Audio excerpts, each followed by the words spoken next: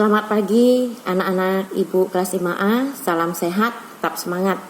Kita hari ini akan memulai pembelajaran tematik tema 1, subtema 1 tentang organ gerak manusia dan hewan. Nah, sebelum kita latihannya, Ibu akan memberikan beberapa penjelasan. Anak-anak tentu tahu ya, manusia, hewan, dan tumbuhan itu termasuk makhluk hidup. Makhluk hidup mempunyai ciri-ciri antara lain dia perlu makan, dia tumbuh, berkembang biak, bernapas, bisa beradaptasi, dan bergerak. Nah, sekarang kita akan mempelajari tentang makhluk hidup yang bergerak atau mempunyai alat gerak. Ya, makhluk hidup itu dia bergerak dengan alat geraknya. Lalu, apa itu bergerak? Bergerak itu artinya berpindah tempat atau perubahan posisi sebagian atau seluruh bagian dari tubuh. Nah, makhluk hidup bergerak kalau ada sesuatu yang merangsang ya.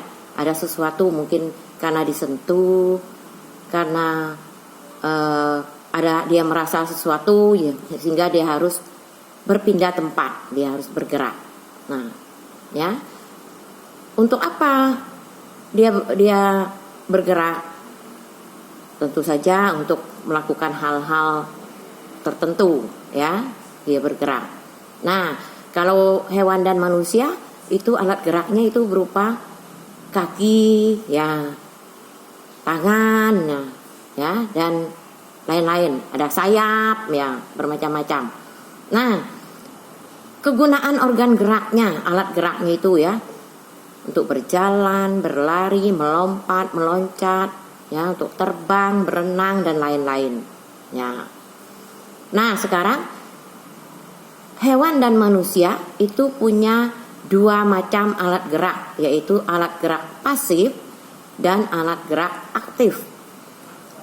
Alat gerak pasif itu berupa tulang, alat gerak aktifnya berupa otot. Nah, itu ya. Nah, berikutnya nanti mengapa tulang disebut alat gerak pasif? Pasif itu artinya dia tidak banyak tidak bisa bergerak sendiri artinya dia. Karena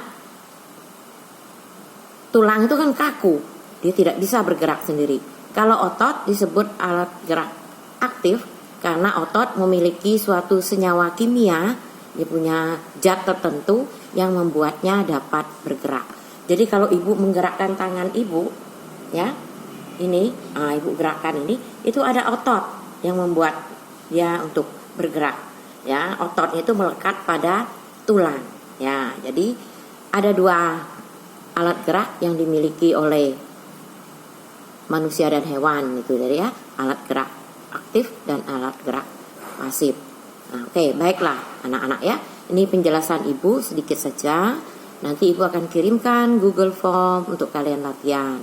Tapi untuk menemukan jawabannya kalian bisa mencarinya di buku tema 1. Nanti ibu akan kirimkan buku elektrik tema 1. Sementara sekarang bukunya belum kalian dapat, baru besok ya kalian baru dapat. Jadi sementara kalian bisa melihatnya dari buku elektrik nanti ya. Selamat pagi, selamat mengerjakan tugas, salam sehat.